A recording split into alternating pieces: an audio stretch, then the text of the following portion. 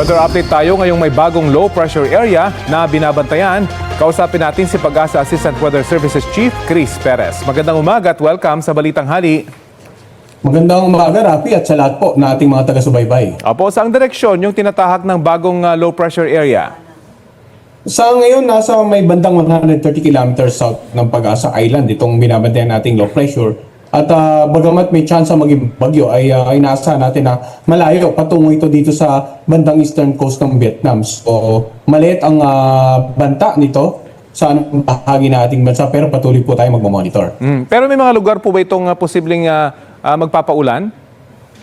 Yes, Rafi, inaasahan natin na itong Kalayaan Island nga ay posibleng makaranas ng maulap na kalangitan ngayong araw. May mga pag-ulan at ilang mga pulupulong pagkidlat at pagkulog.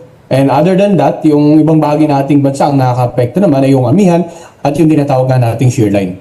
Ano pong chance nito na maging ganap na bagyo?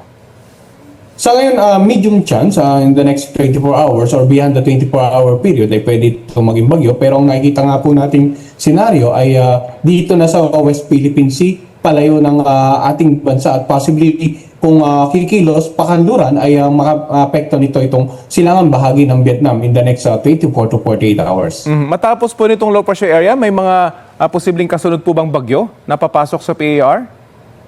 Sa ngayon po, yung threat potential natin ay wala naman tayo nakikita in the next 1 or 2 weeks. Pero we're not ruling out the possibility na bago magtapos ang taon ay at least isang bagyo pa yung mamonitor po natin ngayong buwan ng Disyembre. At dito po sa Metro Manila, ano po yung dahilan ng mga pag-ulan? Amihan po ang nagpapaulan dito sa Metro Manila. Generally fair weather naman tayo. Pero sa akin nga, yung mga kulong ng pag-ulan at usually mas mababang daytime at saka even nighttime temperature. Kumbaga, mas malamig na klima sa mga susunod na araw dahil sa umira amihan.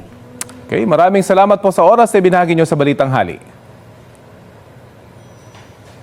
Si Pag-asa Assistant Weather Services Chief Chris Perez.